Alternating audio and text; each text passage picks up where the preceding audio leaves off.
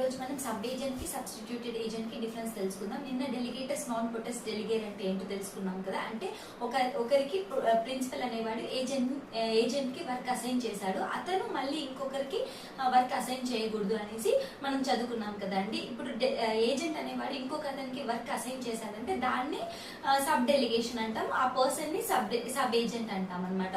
So ఇక్కడ మనం only certain situations లో మాత్రమే ఏజెంట్ ఇంకొక అతన్ని అపాయింట్ చేసుకోవచ్చు అనేసి తెలుసుకున్నాం కదా.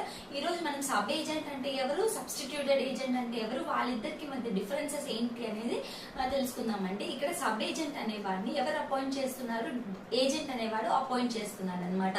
కానీ ఇక్కడ సబ్స్టిట్యూటెడ్ ఏజెంట్ అనేవాడిని ఎవరు అపాయింట్ చేసుకుంటారంటే ప్రిన్సిపలే అపాయింట్ చేసుకుంటారు. కానీ సబ్స్టిట్యూటెడ్ ఏజెంట్ ని రెఫర్ చేసేది మాత్రం ఏజెంట్ అనమాట. ఫర్ ఎగ్జాంపుల్ ఈ ప్రిన్సిపల్ కి ఒక షిప్ కావాలండి, ఆ షిప్ ని కొనుక్కోవడానికి ఒక పర్సన్ కావాలన్నమాట.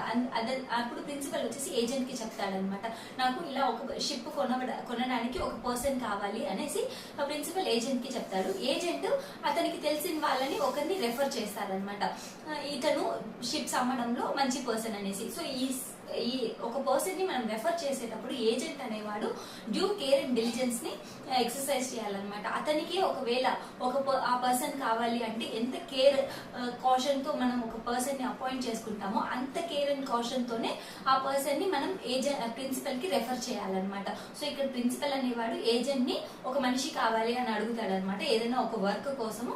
అప్పుడు ఈ ఏజెంట్ అనేవాడు కేర్ అండ్ డిలిజెన్స్ ని ఎక్సర్సైజ్ చేసి ఆ పర్సన్ ని రెఫర్ చేస్తారనమాట. అప్పుడు ప్రిన్సిపల్ అనేవాడు ఆ పర్సన్ ని అపాయింట్ చేసుకుంటాడు, అతన్నే మనం సబ్స్టిట్యూటెడ్ ఏజెంట్ అని అంటాం అనమాట.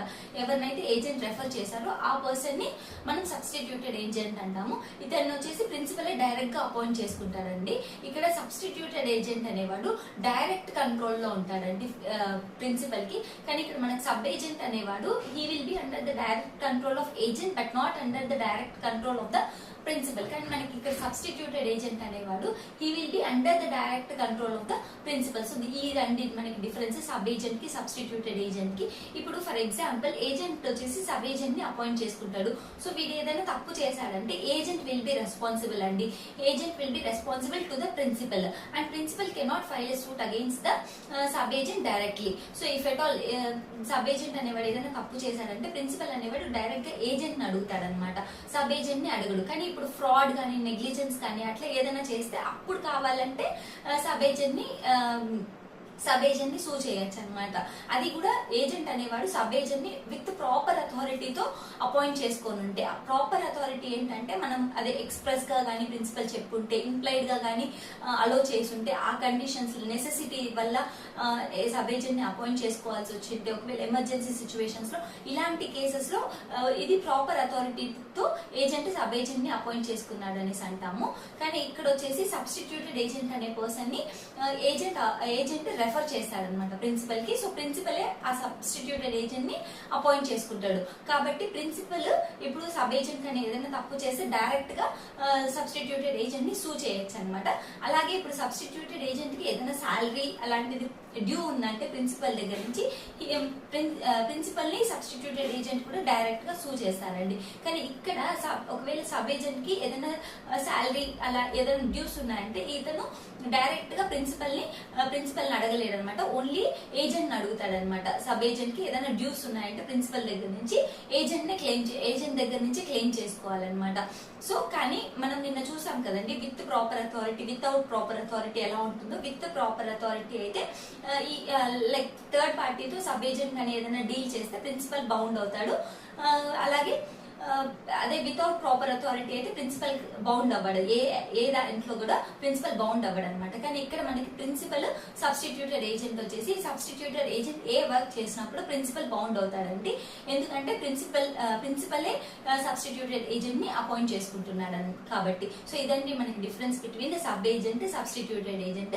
Sub agent will be under the control of the agent, where substituted agent will be under the direct control of the principal.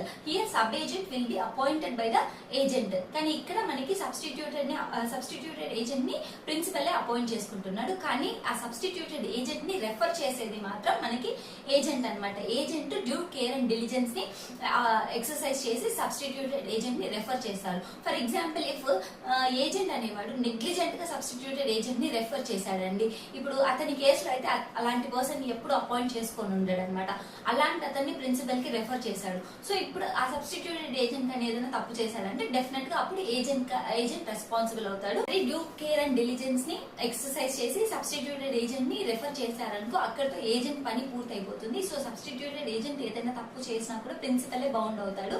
Third parties తో డీలింగ్స్ లో కూడా ప్రిన్సిపలే బౌండ్ అవుతాడు అనమాట. ఇక్కడ సబ్ ఏజెంట్ వచ్చేసి ఏజెంట్ ని శాలరీ అడుగుతాడు. ఇక్కడ సబ్స్టిట్యూటెడ్ ఏజెంట్ వచ్చేసి ప్రిన్సిపల్ దగ్గర నుంచే శాలరీ క్లెయిమ్ చేసుకోవచ్చు, ప్రిన్సిపల్ ని సూ చేయొచ్చు. ఇక్కడ సబ్ ఏజెంట్ ప్రిన్సిపల్ ని డైరెక్ట్ గా సూ చేయలేడు, ఓన్లీ ఏజెంట్ ని మాత్రమే సూ చేయగలుగుతాడు. అలాగే ప్రిన్సిపల్ కూడా సబ్ ఏజెంట్ ని డైరెక్ట్ గా సూ చేయలేడు, ఓన్లీ ఏజెంట్ ని మాత్రమే సూ చేయగలుగుతాడు. ఇక్కడ వచ్చేసి ప్రిన్సిపల్ కూడా డైరెక్ట్ గా సబ్స్టిట్యూటెడ్ ఏజెంట్ ని సూ చేయొచ్చు, వైస్ వర్సా అనమాట. సో ఇది మనకి differences between sub agent and substituted agent అండి. ఇది మనకి చాలా ఇంపార్టెంట్. మనకి సబ్ ఏజెంట్ సెక్షన్ వచ్చేసి 190, 191, 192, 193 ఇవి డీల్ చేస్తాయి. సబ్స్టిట్యూటెడ్ ఏజెంట్ వచ్చేసి 194 section of Indian contract deal చేస్తుందండి. సో కాంట్రాక్ట్ ఆఫ్ ఏజెన్సీలో sub agent and substituted agent అనే టాపిక్ చాలా ఇంపార్టెంట్ అనమాట. ఇంతే అండి దీంట్లో సబ్ ఏజెంట్ గురించి, సబ్స్టిట్యూటెడ్ ఏజెంట్ గురించి ఉన్న మ్యాటర్.